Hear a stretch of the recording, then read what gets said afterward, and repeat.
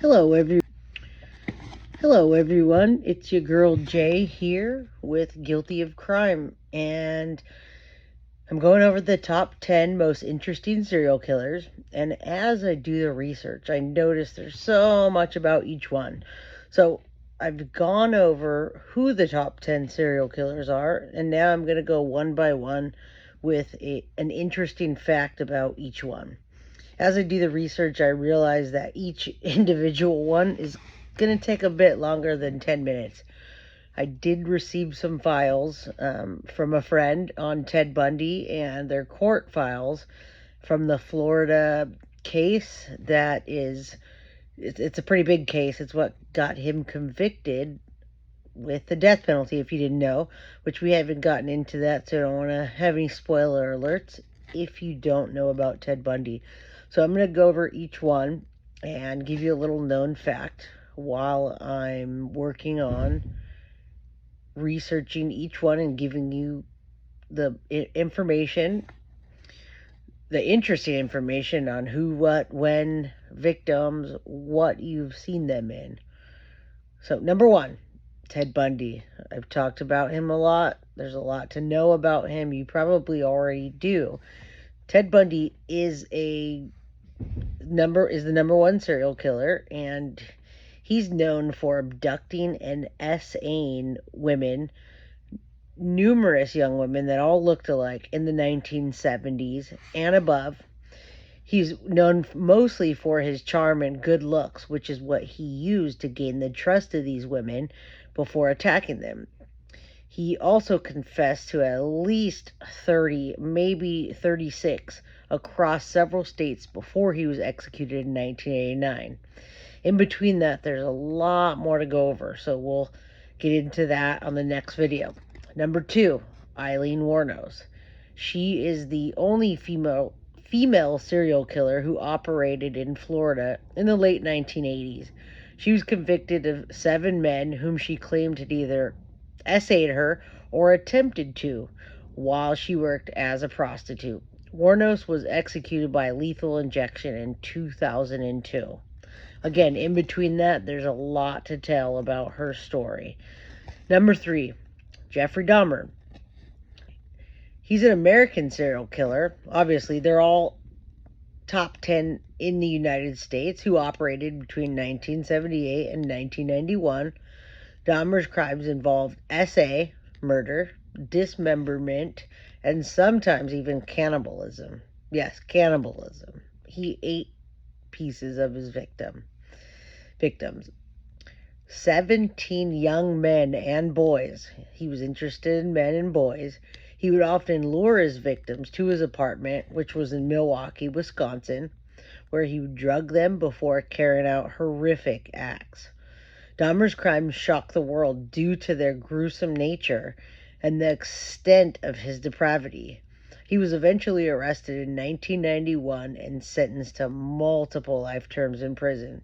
Did he make it? We're in 2024. We'll talk about that when we get into Jeffrey Dahmer. Number 4, John Wayne Gacy. John Wayne Gacy was also known as the Killer Clown.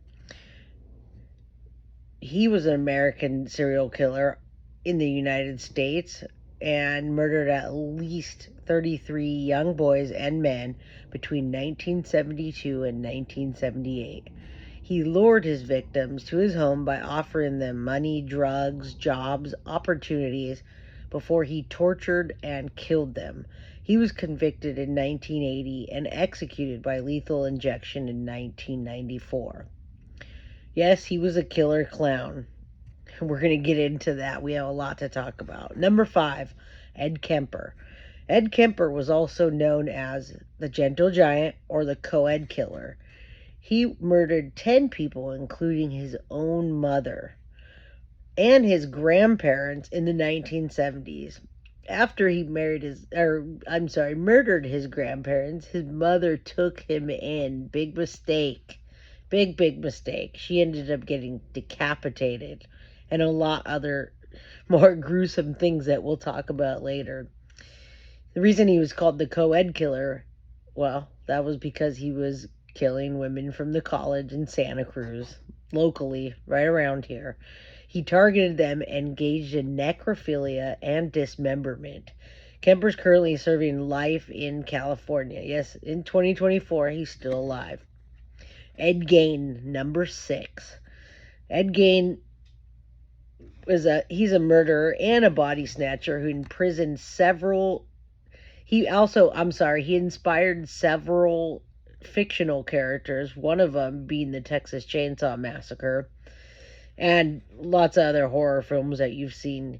Ed Gein killed 2 women in the 1950s. He also exhumed corpses from the graveyard for fun, and he skinned them to make furniture or clothing out of the human skin and parts.